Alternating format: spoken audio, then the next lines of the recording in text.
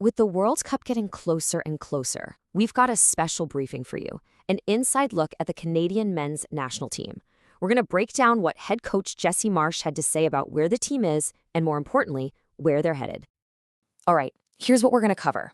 First, we'll look at the players who are just lighting it up in Europe right now. Then, we'll see how that ties into the team's youth-first strategy. We'll zoom in on one nail-biting roster decision, break down their very tough group, and finally, look at the big picture for soccer in Canada. So first up, let's talk about timing, because in soccer, timing is everything.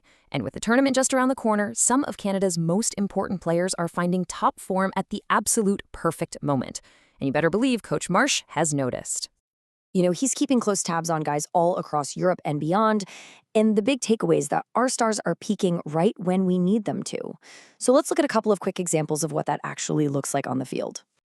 Okay, check this out. Take Ismail Kone. He just recently scored a goal for Sassuolo over in Italy.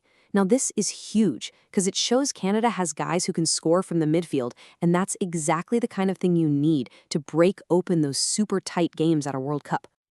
Then you've got Ali Ahmed. He's fresh off his move from the Vancouver Whitecaps, and he is having, in the coach's own words, an incredible start over at Norwich. He's fit, he's playing with a ton of confidence, he's just another guy raising his game when it matters most. And of course, we gotta talk about the team's firepower. Jonathan David, or as the coach calls him, Johnny, is just banging in goals for a massive club like Juventus. This isn't just good news, you guys, it's a statement. It means Canada's attack is being led by a legitimate, world-class striker. So let's connect the dots here. How does all this young talent exploding onto the scene fit into the bigger strategy for what's going to be a very different kind of World Cup?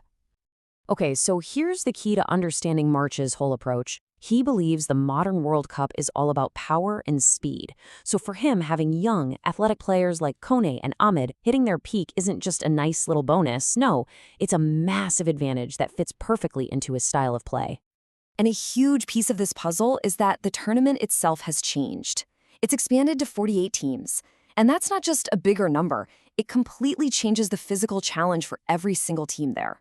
See, with more rest time between the group games, the focus changes. It becomes less about just surviving and more about having a deep squad of 26 guys who can maintain that insane pace we just talked about. This new format, plays right into Canada's strength, a deep pool of young, super athletic talent.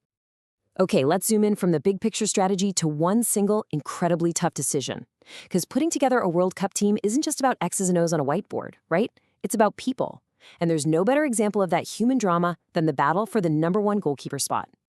So the biggest headache for the coach is in goal. You've got two fantastic keepers, Dane St. Clair and Max Crepeau, who have both been all in on the national team. And, get this, to make things even spicier, they both just moved to rival clubs down in Florida. Talk about drama.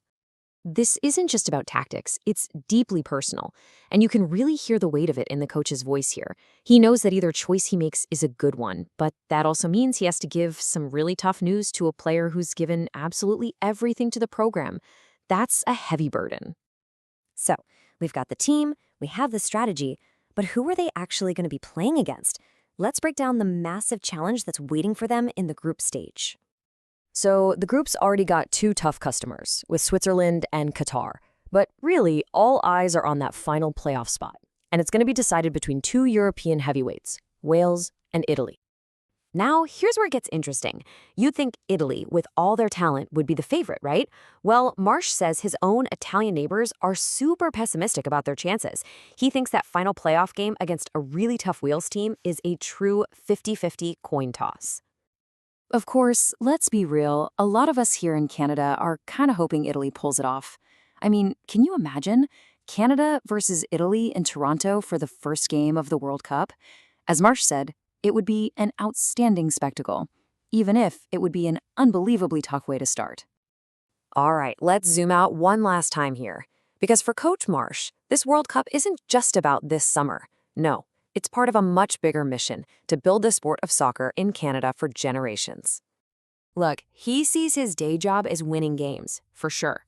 But his long-term goal is to help build a real, lasting foundation. That means strong youth programs, supporting the new pro leagues for both men and women, and working hand in hand with Canada Soccer to do it all the right way. And you know what he says is the secret sauce to making it all happen? Collaboration. He's been blown away by how much people in Canadian soccer genuinely want to work together, to pull in the same direction without all the egos getting in the way. He sees that spirit as the key to everything. So, what's the bottom line for right here, right now? It's this. The whole mentality of this team has changed. Marsh said that when he first came in, he had to work to convince the players that they were good enough.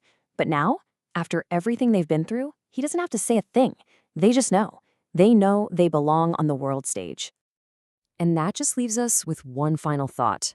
Maybe this summer isn't just about one tournament. When you put together this much young talent, a clear vision for the future, and a team that finally truly believes in itself, well, you have to ask, is this the moment Canada arrives as a real soccer nation?